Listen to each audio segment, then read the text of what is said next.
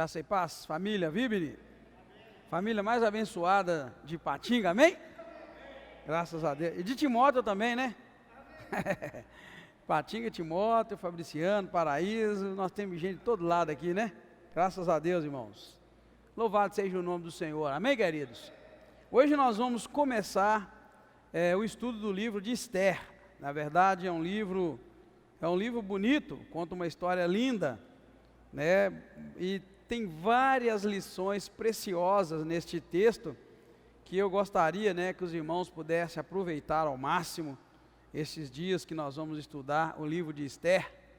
Livro bom, né? Fala de família, fala de obediência, de submissão, fala de servir a Deus, de não servir, enfim, fala de coisas boas e de como Deus cria situações ruins para abençoar. Olha para você ver que incrível, né? Aquilo que é ruim para um lado é bom para o outro, e aí a gente vai compreendendo, irmãos, que o mistério da soberania de Deus, né? Aquilo que Deus faz é soberano, então Ele faz do modo dele, e a gente, né, às vezes não compreende muito bem o que está acontecendo. Vamos orar e pedir mais uma vez que Deus, né, pela sua misericórdia, nos fale hoje mais uma vez. Muito obrigado, Deus, nós te agradecemos pelo dia abençoado, por agora estarmos entrando no estudo do livro de Esther, e pedimos que o teu Espírito nos ajude e nos acompanhe nessa jornada pela palavra de Deus. Obrigado, que o nosso coração esteja aberto para ouvir os ensinamentos da tua palavra, que seja útil para o nosso dia a dia, e que nós possamos aplicar os ensinamentos da palavra do Senhor nas nossas vidas. Desde já eu te agradeço, querido Espírito Santo de Deus, pela ajuda do Senhor. Obrigado mais uma vez, nós te agradecemos, em nome do Senhor Jesus Cristo. Amém. Pode sentar, queridos. Como nós estamos começando o livro, eu vou ler para os irmãos alguns fatos relacionados ao livro que são importantes para nós. O autor do livro de Esther, irmãos, não é Esther, tá bom? Às vezes a gente pensa que é a pessoa, né, que escreveu o livro, não é. Como o livro de Esdras também, não foi Esdras que escreveu, a maioria dos estudiosos entende assim. Então não se sabe quem foi que escreveu o livro de Esther, então o autor é desconhecido. Na verdade, o assunto do livro gira em torno dela, dessa mulher Esther, né, que veio a ser a rainha da Pérsia, né, depois que Vasti, a rainha, ela foi deposta do cargo porque ela desobedeceu ao rei. Então, na verdade, ela sobe, uma mulher judia, se torna a rainha da Pérsia. Isso faz lembrar que José, um israelita, se tornou vice-rei do Egito. Lembra lá o José do Egito? Ele, abaixo de Faraó, era José. Então, ele era como se fosse um vice-rei. Obrigado, irmão Anderson. Então, assim a gente vai encontrando, irmãos, que vez por outra na Bíblia Sagrada, acontece de Deus levantar pessoas que não tinha a mínima possibilidade para elas exercerem cargos e funções que Ele mesmo colocou. Isso é para a gente a cada dia, irmãos, aprender a crer no milagre de Deus, tá bom? Pela lei, jamais Esther poderia ser rainha, porque tinha que ser o modelo real, ele é passado de geração para geração. Então ali ela não tinha nada a ver, ela era até de outra nação. Por isso que Mordecai manda ela esconder que ela era judia. Ela escondeu o tempo que ela pôde. Então assim, às vezes a gente quer dar uma ajudinha para Deus, né? A gente quer dar uma forcinha para Deus nas coisas. Para com isso. Deus não precisa de ajuda, irmãos. Deus faz o impossível quando Ele quer fazer alguma coisa. Amém, queridos? Amém, igreja? Então Deus faz o impossível, não precisa de ajudinha, de dar uma forcinha para Deus, nada disso. É um bom exemplo que a gente vê.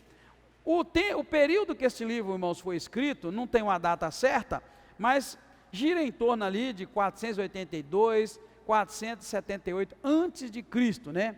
Quase meio século é o período que foi escrito. Na verdade, o livro de Esther não está na ordem cronológica na Bíblia. Nós terminamos de estudar Neemias, mas na verdade, dizem os estudiosos que este fato que aconteceu, que está sendo narrado no livro de Esther, ele aconteceu mais ou menos uns 30 anos lá no tempo de Neemias, antes dele até mesmo. Então a Bíblia não está na ordem cronológica, tá, irmãos? Então esses fatos aqui, tanto que nós vamos ouvir falar do rei Assuero, que na verdade é o mesmo nome que Xerxes, que era filho de Dario I, neto de Ciro e pai de Artaxerxes. Vocês já ouviram falar de Dario, nós já ouvimos falar de Ciro e já ouvimos falar de Artaxerxes, né? E esse Assuero, ele é o mesmo que o outro nome dele em persa é Xerxes. Então nós estamos vendo lá que o assunto, ele aconteceu lá atrás, mas na ordem cronológica ele aparece cá. O tema principal, irmãos, do livro de Esther é a libertação dos judeus por meio de Esther. Deus usou esta mulher, até então anônima, né, para que ela pudesse ser rainha, se tornar rainha, e ali ela livrar o povo, né. Então, é o que eu gostaria que os irmãos entendessem, entre muitas coisas, né, eu gostaria que os irmãos entendessem que acontece algo muito ruim, irmãos, com a rainha Vasti. A rainha Vasti desobedece o rei e ela é deposta do cargo, né. Meu Deus, só porque ela desobedeceu o rei, né, você vai pensar assim, mas só que Deus está trabalhando, criando uma situação ruim, para lá na frente livrar o povo de judeu, irmãos, da morte. Então Deus resolveu fazer assim, foi assim que ele fez. Então, na verdade, o foco, o tema central do livro é a libertação do povo judeu por meio dessa mulher. E a forma como Deus coloca ela para ser rainha, é incrível, é Deus visando o livramento do povo. Por isso que eu volto no meu entendimento, que a igreja precisa ocupar o lugar de igreja, que é de orar, que é de dar bom testemunho, que é de ganhar alma e de cuidar. E não ficar se metendo, irmãos, em política e outras coisas, porque nosso Deus é um Deus de milagre, amém, queridos? Deus opera o milagre. Quando a gente sai do nosso lugar e vai ocupar o lugar do que não é devido para nós, Deus não vai agir, porque falta alguma coisa nesse caminhar. É o que nós estamos vendo aqui, ó. Para livrar um povo, Deus destitui uma rainha, coloca uma outra plebeia, né, vamos dizer assim, como rainha, só porque ele queria que lá dentro do reinado tivesse uma pessoa que amasse o povo judeu e pudesse interceder por ele e pedir socorro, e foi o que ela fez mais para frente. Então assim, irmãos, Deus coloca quem ele quiser, Deus tira quem ele quiser, né, irmãos, desde que a gente esteja dentro do plano de Deus, dentro da vontade de Deus. Um grande ensinamento aqui, eu disse que tem com relação à obediência, à submissão, à desobediência, tem com relação também ao relacionamento de família, tem muito de família nesses primeiros capítulos. Então a gente vai ver que tudo isso é em função, irmãos, de Deus ter um plano, na vida do povo, do seu povo, e ele é capaz de tudo para cumprir. Agora, irmãos, eu coloquei aqui sobre a canonicidade do livro. O que é o cânon? O cânon diz respeito aos livros que estão na Bíblia e que são considerados inspirados por Deus, tá bom, irmãos? Tanto que tem uma outra Bíblia que tem livros que são chamados apócrifos. Esses livros apócrifos são livros históricos que alguns assuntos batem dentro da Bíblia, mas na hora que juntou lá os entendidos da língua hebraica, do aramaico, do grego, que juntaram para entender a cultura bíblica, entre eles rabinos, enfim, muitos entendidos, eles entenderam, irmãos, que alguns livros não são inspirados, tá? São livros históricos, tem valor histórico, mas não é inspirado por Deus. Não é que eles estão falando mentira, tá bom, queridos? Eles narram fatos que aconteceram, só que foram considerados não inspirados por Deus. O livro de Esther, eu coloquei isso aqui porque é importante para nós, principalmente para quem quer conhecer Bíblia, quem quer conhecer sobre estudos. O livro de Esther, irmãos, ele tem sido contestado se ele é mesmo inspirado por Deus, ou se é um fato, ou uma crônica, ou um relato. Estou dizendo para os irmãos, que quem falou isso foi quem? Foi os estudiosos, né? Eu não, né? A minha opinião não, tá bom? Amém, queridos? Amém? Amém, irmãos? Estão entendendo? Não é a minha opinião. Nós estamos no estudo bíblico, aliás, nem estudo bíblico é, nós estamos no estudo da Bíblia, então aqui nós estamos estudando da Bíblia. Eles colocam dúvida, e eu coloquei por que a dúvida. Tem se contestado pelo fato do nome de Deus não aparecer. Depois você lê Esther lá e fala, você vai ver o nome de Deus. Tá? Então o nome de Deus não aparece nos escritos. Aparece que tem relação com Deus. O livro todo, desde o primeiro capítulo ao último, mostra para nós a providência de Deus. Eu acabei de dizer, como Deus derruba a rainha, levanta uma mulher que não tinha nada para ser rainha, e mesmo assim, com um segredo escondido, que ela era judia, não podia ser rainha, porque ela estava na Pérsia, ela não era persa, ela era judia, né? Ela era de Israel. Porém, Deus cria uma situação, destitui a rainha, coloca essa mulher lá para ela livrar o seu povo. Então a gente vê o tempo todo a mão de Deus operando. Mas na hora de fazer o cânon, ou de falar que este livro é inspirado, uma das regras é essa. Então não se encontra diretamente o nome de Deus durante esse livro. Você pode ler lá e depois você me diz se você encontrou. Tá? Não vai encontrar, né? A não ser a referência à oração, ao jejum que foi feito, né, irmãos? E como Deus proveu para livrar o seu povo. Amém, queridos? É o livro de Eclesiastes. Cantares. Você viu como é que é pornográfico? Né? Você viu o que esse livro está fazendo aqui? Que é pornografia pura. Né? Camarada babando no peito da mulher, mas não sei o quê. Vocês não notaram? Então assim, a Bíblia tem essas coisas, tá, irmão? Se você for notar, você vai falar assim, o que você está fazendo aqui? Não há espiritualidade em algumas questões. E os irmãos têm que ler a Bíblia com o pé no chão. Amém, queridos? Amém? Lê com o pé no chão, tá? É muito complicado quando você lê a Bíblia e não entende que nem tudo que está lá é para você fazer e por aí vai, né? Então a gente precisa muito da graça de Deus. Esse livro aqui, e repito para os irmãos, tá, irmãos?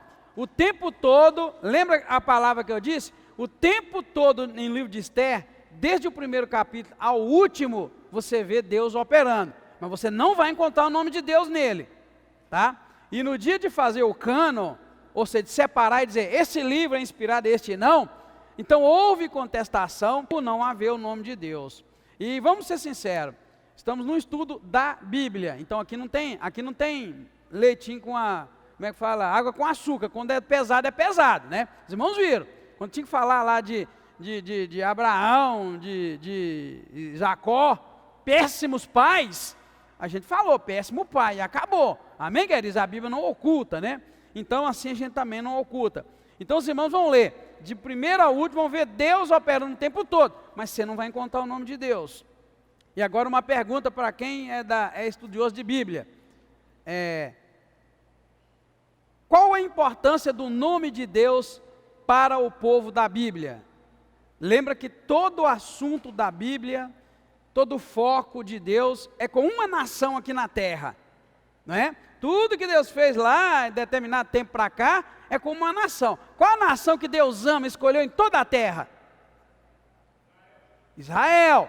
Então tudo na Bíblia é muito cultura israelita, vamos chamar assim, né? É tudo cultura deles, é para eles. Chegou até nós, porque eles não rejeitaram o Senhor, né? O Messias, Jesus Cristo, e aí respingou para nós, os gentios. Então a gente entra dentro de uma cultura que não tem nada a ver com a nossa.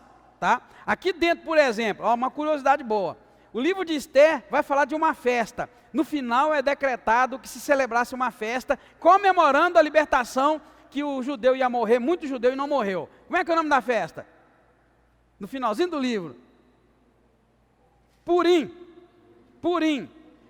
E olha como é que Deus é tremendo. Você sabia que nós estamos no mês de Adar, no calendário judaico, que é o mês de comemorar o Purim? Tá vendo? É incrível, né? Deus faz cada coisa. Então, irmão, foi decretado que se fizesse a festa de Purim. Você vai encontrar isso no capítulo 9, a partir do versículo 18, tá? Essa orientação, que se comemorasse a festa de Purim. Então, quer dizer, é coisa deles, é Purim. Sabe o que Purim seria muito relacionado hoje? Você vai cair de costa quando eu disser. Um carnaval. Não exatamente o carnaval de você tirar a rua e andar pelado, mas é de fantasiar, colocar fantasia, sabe aquelas máscaras que tem assim? E sair alegremente pelas ruas, dando presente um ao outro, se alegrando e cantando e louvando. Hein? Não o carnaval de tirar a roupa, mas esse seria muito parecido. Se nós colocássemos máscara aqui no rosto e tal, ou outros colocassem máscara de palhaço, e saíssem pela rua alegrando porque é Purim, não é? Não é? Então, querido, é só para os irmãos entenderem. Exato, irmão Hélio, perfeito, é isso mesmo, né? É para os... Hein? Exatamente. Eu disse o carnaval só para você lembrar das fantasias, não tem nada a ver com tirar roupa, tá, irmão? Nada. Mas é isso que é o Purim, é isso que eles vão comemorar agora. Os meses lá são assim, abril, março, né? Depois final de março, é assim que vai. Então a festa de Purim é março e abril. Abril em março e abril, exatamente, nós estamos no início de março, é março e abril. Então está no mês de Adar, que corresponde a março e abril, que é a festa de Purim, o judeu vai comemorar. Então assim, o que eu quero dizer para vocês, irmãos, que é um livro escrito, inspirado por Deus, para um povo específico. E quando eles vão questionar a canonicidade do livro, é porque eu perguntei para vocês, quem é a nação que Deus escolheu? Vocês falaram bem, Israel. E para Israel, o nome de Deus é muito mais importante que qualquer coisa nessa terra. Tanto que o nome original de Deus, você sabe disso muito bem, que na EBD ensina para nós, se perdeu. Porque o povo tinha tanto medo de pronunciar o nome de Deus, porque Deus falou na lei, para não chamar o nome de Deus em vão, com medo de chamar o nome de Deus em vão, eles perderam o nome de Deus. Eles não sabem qual é o nome de Deus. Deus não chama Deus, tá?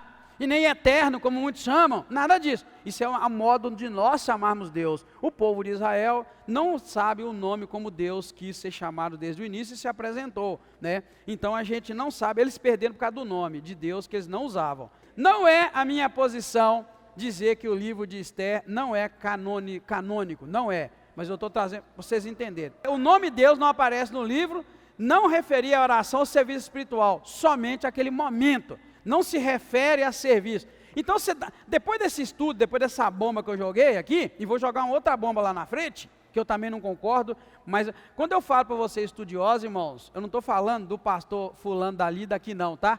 Quando eu falo estudioso, eu estou falando mestres da lei do hebraico. Amém, igreja? Amém? Eu não estou referindo a americano, a brasileiro, a inglês, não. Estou referindo às pessoas que entendem da escritura original. Então isso é pesado, mas eu estou falando para você de quem entende, tá, irmãos? Está aqui é porque foi considerado canônico. Só que eles questionam e apresentam o fato. Por que o nome de Deus não aparece? Para nós é tão importante o nome de Deus, não tem, né? Por que não há aqui referência a serviço espiritual ou serviço de oração? A não ser aquele momento que ela pede para o povo jejuar e aí Deus vai, né? E há a consideração de que Deus fez, mas não há referência, Deus fez. É mais como se fosse um livro contando uma história, presta atenção, irmãos, olha. É mais, a leitura da letra, igual o pastor Moacir disse, ia mostrar para a gente que é mais uma história real, o fato que aconteceu, mas a narrativa como um jornal tivesse narrando os acontecimentos. Não há ali aquela puxada para a espiritualidade que os outros livros têm na Bíblia Sagrada. Amém, queridos? Amém? Mas não é a minha posição, porque eu vejo Deus, como eu disse, desde o primeiro capítulo até o último, eu vejo Deus operando, mas você não vai ver lá referência de Deus fazendo, né? Deus mandando fazer, Deus revelando, Deus usando alguém, como foi lá atrás, por exemplo, no livro de Esdras, a gente viu isso, nós chegamos a ver em Neemias, né? O profeta Ageu, Esdras, colocando o povo para agir. Você não vai ver isso, você vai ver a história girando em torno de um rei tremendamente diabólico, que é o Assuero. Vocês estão vendo no primeiro capítulo que ele é tremendamente diabólico, você vai ver ali um rei perverso, um punhado de gente perversa querendo matar o rei, e Mordecai, um dos trabalhadores ali da fortaleza, que na verdade é parente de Esther, e ela acaba num lance, numa jogada, caindo lá. Mas não há aquela referência em Deus, Deus, Deus. A gente vê Deus nesse texto. Por que a gente vê Deus? Porque a gente quer ver Deus. Porque se você não quiser, você não vê. Se você quiser ler na letra, você vai falar, peraí, que política, olha que estratégia, olha que coisa. Você vai fazer assim. Mas não, a gente vê Deus é porque a gente quer ver.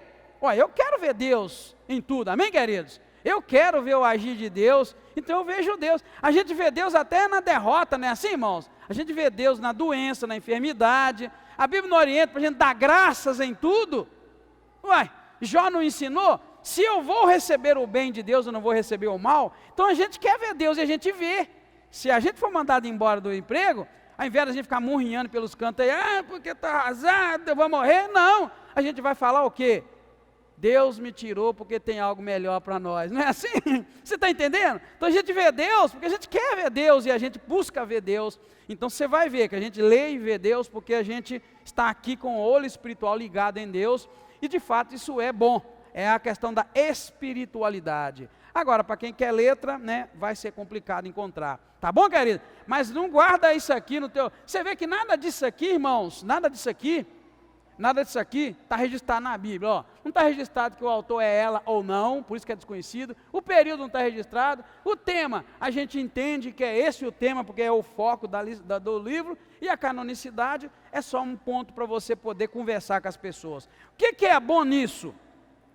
O bom de você aprender as coisas que estão fora da Bíblia, mas que lançam dúvida, é para que você não caia amanhã. Tem umas 3 religiões por aí, pelo menos, irmãos, que batem na porta da gente com estudos bíblicos e que derruba crente velho, porque os crentes não gostam de escutar aquilo. Os crentes gostam só do beabá. Aí quando chega alguém e fala, ó, tá assim. Aí alguém chega lá e fala, no original tá assim. Aí você vai e acredita, porque o outro falou que está no original. Então assim, por que estudo da Bíblia, que sai do que está aqui e te traz questionamento é bom? É porque depois você não cai. É igual o dia que a pessoa foi falar assim, com outra pessoa, né? Ó, você sabia que, na verdade, a Bíblia está falando mentira, quando falou que o povo de Israel atravessou o Mar Vermelho e chegou lá do outro lado? É mentira aquilo? Conversa entre 2 pessoas, explicou a pessoa, porque diz a história e geograficamente, existe uma época do ano que aquele braço do mar seca e fica lá embaixo de água, então, na verdade, esse passar é porque estava seco. Olha bem, irmão, você já ouviu? Mas olha a resposta que a pessoa espiritual deu. Enquanto o outro estava lá, sendo usado por diabo para lançar a dúvida de que o mar se abriu, o povo atravessou, o Espírito Santo de Deus foi e falou com o irmãozinho humilde e falou com ele assim, mas o milagre até aí então. Aí o Espírito Santo de Deus começou a falar com o irmãozinho humilde, porque, ó, irmãos, o que eu quero dizer para vocês é isso, quem tem medo de aprofundar na Bíblia, é presa fácil para o diabo. Então quando falou para o irmãozinho, olha, que o estudioso, né, falando para o irmãozinho, que na época, tem uma época do ano que o mar seca, que dá para atravessar e tal, o irmãozinho de cá, tadinho, não tem acesso a estudo, né, então, o que ele fez? Ele foi escutando aquilo que ficou muito abatido, aí o Espírito Santo de Deus, falou com o irmãozinho no coração dele, o milagre até aí então, meu filho, fica tranquilo, já que lá seca, e o povo de Israel atravessou porque estava seco, o milagre até aí, e Deus falou com o irmãozinho, então como foi que o exército de Faraó morreu afogado num lugar seco? Porque a Bíblia conclui dizendo, então, olha irmão, por isso que você precisa escutar coisas assim, para que o Espírito Santo de Deus te dê condições. Então, só concluindo, se o outro estava cheio do diabo dizendo que tem uma época do ano que o mar seca, pode atravessar a pé, o irmãozinho foi lá, então o Espírito Santo de Deus já adiantou para ele e falou, milagre até aí, como pôde, então, atravessar no seco e depois o exército inteiro de Faraó morrer afogado? E diz a Bíblia ainda, relata o detalhe, que eles viram carros, né, pedaços de carro lá, enfim, de Faraó, do exército. Então, irmãos, é isso que eu quero trazer para os irmãos aqui. Eu quero trazer a Bíblia de uma maneira muito simples, mas também lançar para os irmãos alguns questionamentos que você precisa parar, pensar e ir para a Bíblia, tirar seu posicionamento, porque quando vier o filho do diabo bater na porta para tentar te tirar da Bíblia do caminho, você está pronto, você está preparado, amém, querido? Você já imaginou nesse negócio lá, do mar secar e essa saída? Então como é que morreu um exército inteiro? Então, irmãos, é muito importante isso, você pegar essa questão aqui, ó, e estar firme. Se um dia alguém chegar e falar para você assim, ó, o livro de Esther não é inspirado, você já tem uma resposta. Os estudiosos duvidam, porque o livro de Esther não traz o nome de Deus, o livro de Deus não faz referência a culto, a serviço a Deus, tal coisa. O livro de Esther não traz profetas sendo usados por Deus para dirigir o seu povo. Porém, você tem que ter sua posição. Porém, eu vejo a mão de Deus, desde o primeiro capítulo até o último, operando aquilo tudo. Amém, glória a Deus. E não briga, tá querendo? Amém? Vai para casa, sem briga. Isso é que importa. Mas tem que ter condições, o irmão, de conversar, senão a gente pega. Vamos lá então, irmãos. Dentro do capítulo, que não é muita coisa, nós vamos ver a rainha Vasti sendo deposta no capítulo 1, e no capítulo 2, Esther vai se tornar rainha. Mais uma vez eu digo para vocês, eu vou te mostrar onde eu vejo a mão de Deus já nesses 2 primeiros capítulos. É aquilo que eu disse. Como pode uma mulher persa, Vasti, ser deposta, porque ela não quis, ela desobedeceu o marido, o rei, mas no lugar dela entrar uma mulher, irmãos, que sequer ele sabia a nacionalidade dela, simplesmente ela entrou. Então eu vejo aí o quê? Um milagre, Deus operando, tá? Deus operando. e poderosamente. Então, só para os irmãos notarem que é um livro muito grande. Agora, eu coloquei de vermelho um negócio, eu sei que vocês vão ler ele primeiro, mas não era bom nem ler. Sendo o rei Assuero extravagante, muito festeiro, porque aqui diz que ele festejou por 180 dias, e a festa era extravagante ao ponto que tinha um copo de ouro para cada participante, e esse copo tinha desenho diferente. Misericórdia! Reis, príncipes, líderes, ele era muito, irmãos, extravagante. Esse camarada era muito mundano, dá para ver. Ele se embriagou e ele pediu que a linda esposa dele desfilasse para os homens nobres. Você vê que o relato aqui é só de homem, príncipe, governadores, autoridades que estavam com ele. Ao ponto que a mulher dele, a rainha Vasti, verso 12 diz isso, ela fez, em outro lugar, ela fez uma festa também para as mulheres, certamente as esposas desses homens. Então essa festa, irmãos, onde o rei Assuero estava, não era uma coisa santa não, porque as mulheres estavam num lugar separado. Você sabia disso?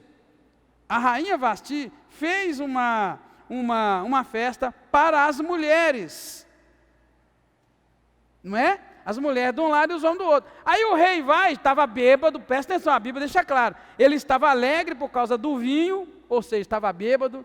Ele pede os eunucos para lá e trazer a mulher dele para ela desfilar para eles com a coroa na cabeça. Aí outra vez eu pus de vermelho, nua.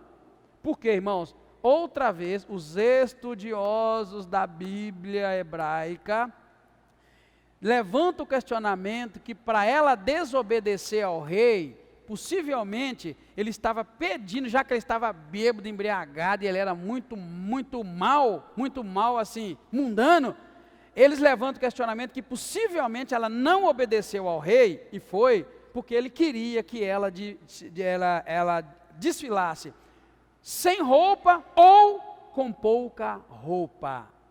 Agora, vamos lá ser sinceros, irmão, pouca roupa há 70 anos atrás é bem diferente de pouca roupa hoje.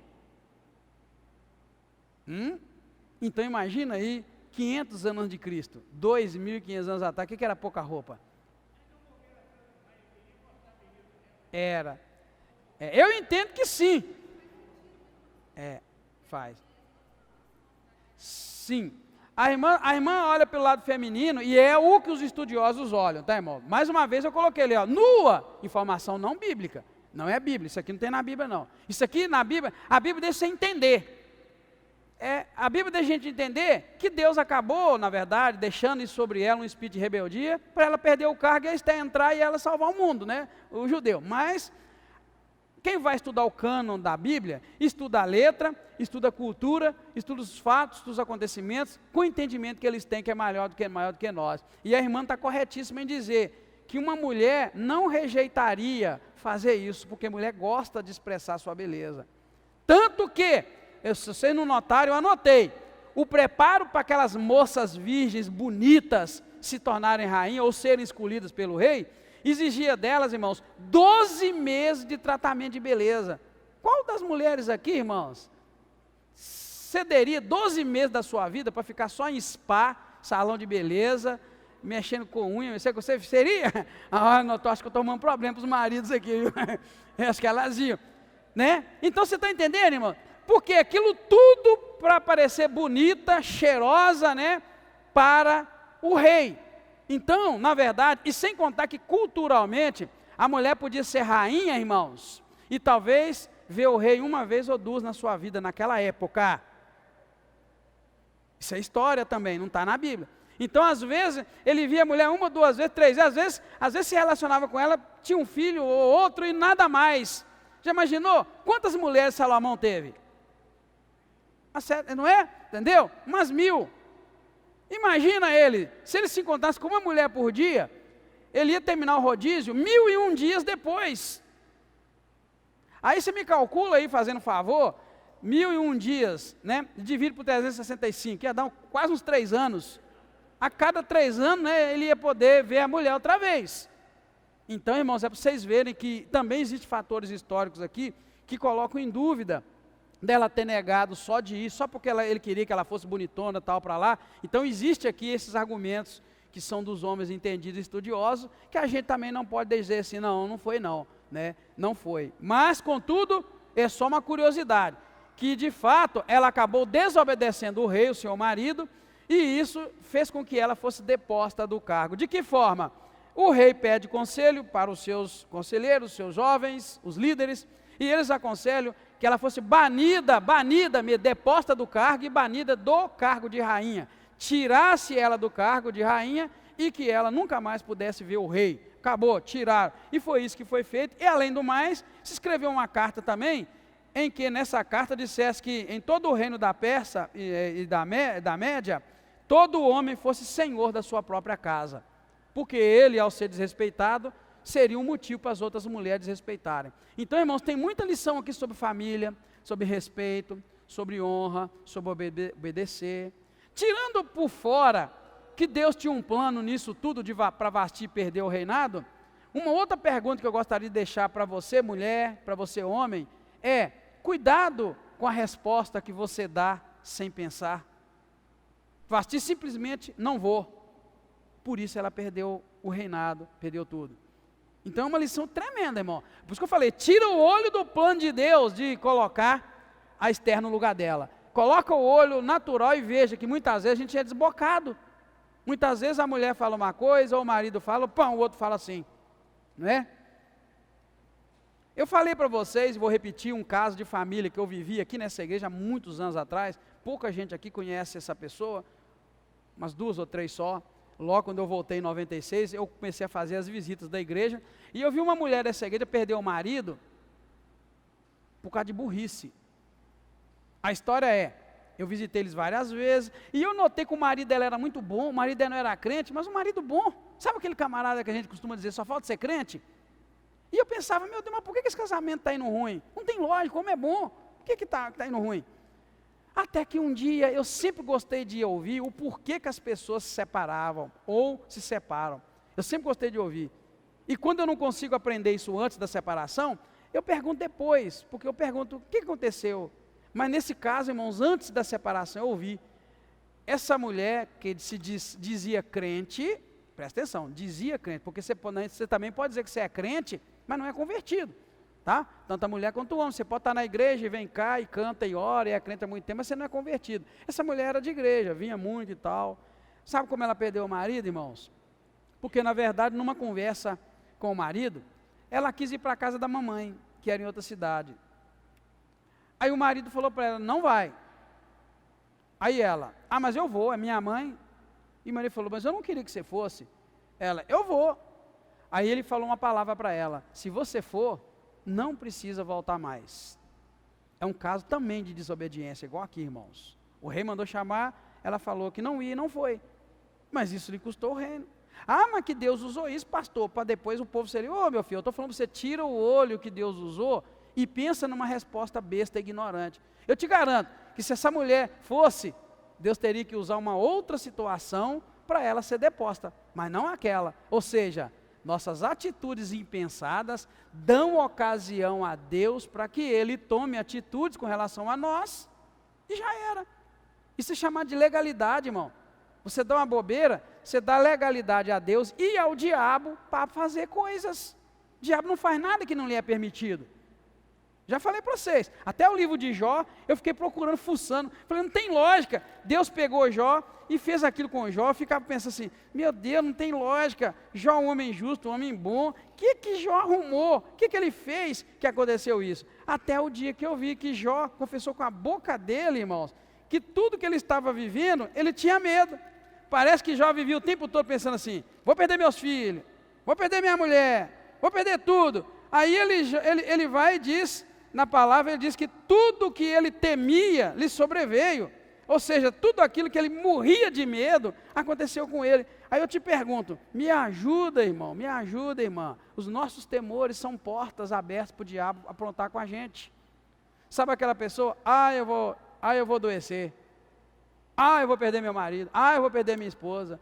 Meu filho vai morrer. Vai. Jó tinha isso, ele falou que o que eu temia me sobreveio. Agora eu não tenho paz, não tenho sossego, não tenho mais nada, acabou com tudo, ele mesmo diz. Então quer dizer, é o que ele tinha. E a prova de que ele temia que os filhos dele morressem, Está na própria Bíblia, capítulo 1 de Jó. O que a Bíblia diz?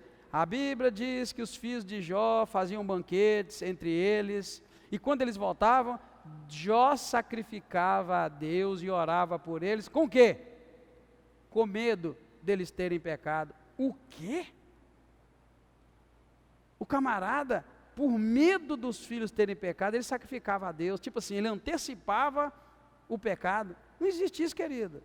Se você não sabe que um pecado foi consumado, você não tem que orar pelo pecado. Se ele não sabia, bastava ele confiar em Deus que os filhos dele estariam guardados. Então você vê como é que funciona. Então, queridos, veja bem, guarda isso. Essa resposta dessa mulher foi tão impensada e custou caro para ela. Então, e meu irmão e minha irmã, cuidado com as suas respostas que você dá sem pensar. Então essa mulher disse para o marido que ia. Eu vou para a casa da minha mãe. Ele falou, não vai. Eu vou. Se você for, não precisa voltar. Ele falou isso comigo na presença dela e eu e a Ana Silva juntos ali, tentando ajudar o casal. Conclusão, irmãos. Ela foi e ela voltou. Quando ela voltou, o que ele falou com ela? Ué, por que você voltou? Eu falei com você que não precisava de voltar. E ele cumpriu aquilo. Ela voltou, enrolou dentro de casa. Foi onde nós entramos como igreja para visitar, para tentar ajudar, para levar a palavra, para tentar aconselhar. Terminou separado, tranquilo, tudo numa boa. Não teve traição, não teve nada. Teve uma palavra impensada que deu lugar ao diabo para fazer uma arruaça toda, né? E a coisa foi feita. Então, queridos, muito cuidado. Eu falei para você que traz muito sobre família. Aqui a gente já viu uma tragédia numa família, num casamento. Esther, ou melhor, Vasti e o rei, e ela perdendo o cargo. Tudo isso por causa de coisa impensada. O capítulo 2, irmãos, vai mostrar para nós outro relacionamento de família tremendo. Graças a seu primo Mordecai, Esther, que foi criada por ele, por ser órfã de pai e mãe, ela ascende ao posto de rainha da Pérsia. O que você vai ver aqui nesse capítulo 2? A Bíblia vai dizer que Mordecai era primo de Esther. Porém, Esther perdeu o pai e a mãe. E esse Mordecai criou ela como se fosse filho dela.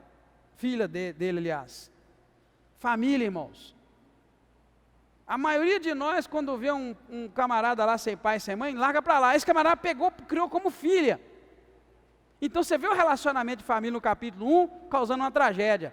Mas você vai ver o relacionamento de família no capítulo 2, levando a menina obediente a ser uma rainha e, além disso, essa menina obediente salvando o seu povo da morte, por causa da obediência. Você vai notar no capítulo 2, eu não vou ler ele agora mais uma vez, não precisa, mas você lê em casa, que ela era obediente a Mordecai como se fosse um pai dela sem ser pai. Obedecia. Quando ele deu um jeitinho que Esther começou lá a entrar no meio das mulheres, das moças, para se tornar a possível rainha, ele começa a orientar e fala para ela, olha Esther, não fala que você é judia não. E a Bíblia diz que ela obedece. Depois ele dá as dicas para ela em tudo, e ela obedece.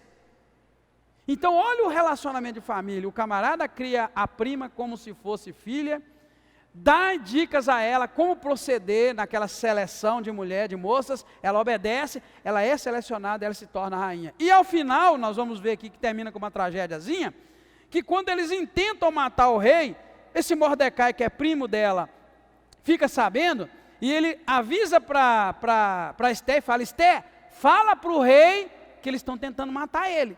E a Esther, mais uma vez, obedece, e vai lá cegamente e fala para o rei, olha, eles vão tentando te matar. E quando eles foram investigar, eles viram que era isso mesmo, e o rei foi salvo. Então, queridos, lições para nós, de ter sabedoria nas atitudes, na nossa fala, cuidado no que falar, que as palavras precipitadas, às vezes a gente fala coisas com um familiar nosso, que elas têm um peso espiritual muito grande diante de Deus. A história inteira, na verdade, você vai ver ela obediente, mesmo depois de rainha, ela obedece Mordecai, né? Chega no momento que ele chega a pressionar ela e fala, se você não fizer nada, Deus vai te detonar, porque Ele te colocou nesse lugar aí, é para você livrar o seu povo, porque quando o rei descobrir que você é judia, você vai morrer junto conosco. Então ele chega a pressionar. Então, irmãos, é muito importante essa questão hoje, irmãos, de obediência, submissão. Às vezes a esposa não quer saber de ser submissa ao seu marido, às vezes o marido não quer saber de respeitar a sua esposa, e por aí vai. E eu diria para vocês, irmãos, que Deus, Ele age sempre depois de nós. Tem gente que acha que Deus age na frente e fica colocando Deus como culpado de tudo, entendeu? Às vezes a gente coloca Deus como culpado de tudo, né? Você faz uma compra e dá mal, mas por que Deus deixou isso acontecer comigo, né? Você casa, sei lá, ou descasa, por que Deus deixou isso acontecer comigo, né? Você entra num namoro todo fora da direção de Deus, por que Deus deixou isso acontecer comigo? Você já viu que a gente coloca Deus na frente de tudo, quando é ruim? Mas quando é bom a gente não coloca. A gente compra um carro, nunca fala, Deus me deu o carro, né? Enfim, os irmãos têm que entender o que eu quero dizer hoje, é que quando a gente toma determinadas atitudes, a gente acaba dando autoridade a Deus para permitir que coisas ruins aconteçam. A gente precisa ter cuidado nessa questão, zelar, é o que nós estamos vendo aqui. A rainha perdendo o cargo e a outra se tornando rainha totalmente obediente, totalmente fiel. E um detalhe, eu não sei se eu coloquei ali, talvez eu coloquei na frente, assim que ela no capítulo 2, que ela sobe ao trono e ela se torna rainha, o rei, verso 17, faz um banquete para ela, igual fez para a outra, e chama ela, mas a Esther vai, mas a outra não foi. Você vai notar aqui, que ele faz um banquete e ela entra com a coroa na cabeça, no meio dos mesmos homens, irmãos, os príncipes, a autoridade, ela vai. Você vê que a obediência é uma coisa tremenda, mas na frente você vai ver que para ela chegar para o rei, ela vai obedientemente também para pedir ajuda ao rei, tá bom, queridos? E a gente pode aplicar então isso na nossa vida de várias maneiras, mas olha, irmãos, uma coisa que eu vi muito clara nesse livro de Esther, é a distinção entre o ímpio e o justo, entre a pessoa que vive no pecado e a que não vive, entre a pessoa obediente e a desobediente, entre a mulher submissa, a mulher insubmissa, a gente vai ver isso o tempo todo, entre pessoas traidoras querendo matar o rei, e entre Mordecai que não era traidor e queria livrar o rei, enfim, eu encontrei isso no livro inteiro, e aí eu coloco a seguinte conclusão: quanto mais de trevas for o ambiente, mais fácil é para a luz brilhar. Quanto mais escuro e imundo for o lugar, mais fácil, mas é para a luz de Deus em nós brilhar, fica mais fácil. Quando você está num lugar onde só tem luz, a sua luz fica meio ofuscada, mas quando você está num lugar de treva, um lugar onde as pessoas são mundanas, é hora da sua luz brilhar mais, querido. Isso é o segredo de Atos capítulo 1, versículo 8, e recebereis poder ao descer sobre vós o Espírito Santo, e sereis minhas testemunhas, tanto em Jerusalém como em toda a Judéia e Samaria, até os confins da terra. Irmãos, é um segredo maravilhoso desse livro. Quanto mais em trevas, mais a luz aparece. Veja que no meio daquelas moças todas, a beleza de Esther sobressaiu. No meio daquelas moças todas, o rei, o Agai, que era o cuidador das mulheres, agradou mais dela, porque havia nela tanta luz no meio daquilo tudo, que ela foi destacando, até se tornar a mulher que ela se tornou, irmãos. E aí eu concluo, fechando mais ainda para nós, da seguinte maneira: deixe a luz brilhar primeiro em seus relacionamentos familiares, como foi no caso de Mordecai e de Esther, que ela foi totalmente obediente a ele, e ela cresceu porque ela obedeceu. Veja, irmãos, que em outros livros o profeta falava para a pessoa fazer algo. Aqui não foi profeta, foi o padrasto, o pai emprestado, o primo Mordecai que falava para ela, faz assim, e ela obedecia. Faz daquele jeito, e ela fez. Então assim, isso é relacionamento familiar, irmãos. Então deixa a luz, a sua luz brilhar dentro da sua família, com o marido, com a esposa, com filhos, enfim, deixa brilhar, que é dentro de casa que a nossa luz tem que brilhar. A gente precisa ser luz e deixar essa luz brilhar. Por que você está falando de casa, pastor? Porque o assunto aqui foi tudo família, você viu? Uma família dá errado, já a outra dá certo, né? Então assim, deixa a luz de Deus brilhar, destaca dentro da tua casa, como uma mulher de Deus, como um homem de Deus, mas para que os familiares vejam isso, tá? Para que vejam isso, e a bênção de Deus, né, seja uma realidade dentro do seu lar. Amém? Obrigado, Deus abençoa, em nome de Jesus. Vamos orar e agradecer ao nosso bom Deus por esse privilégio maravilhoso. Muito obrigado, Pai, te agradeço mais uma vez, te louvo pela palavra do Senhor. Ajuda-nos a ser obedientes, a sermos fiéis, que cada esposa seja obediente, seja submissa, que cada esposo seja obediente, submisso à tua vontade, em relação às suas esposas, tratando com respeito, que os filhos e seus pais se respeitem, e que a luz do Senhor brilhe em nós, dentro da nossa casa. Também te peço ajuda, Pai, para que a gente não venha dar uma palavra sem pensar, como Vasti deu aquela resposta que não iria, desobedecendo ao rei, dando lugar para que ele a depusesse daquele trono. Por outro lado, nós encontramos Esther sendo submissa, sendo obediente e sendo abençoada. Ó Deus, dá-nos graça, humildade, para medir nossas palavras, para medir nossas atitudes, para que não venhamos a sofrer, ó Deus, sofrer na vida, sofrer dores, e sendo nossa responsabilidade por essas coisas. Desde já, eu peço a tua bênção, a tua ajuda, a tua graça sobre nossas vidas, em nome do Senhor Jesus Cristo. Amém.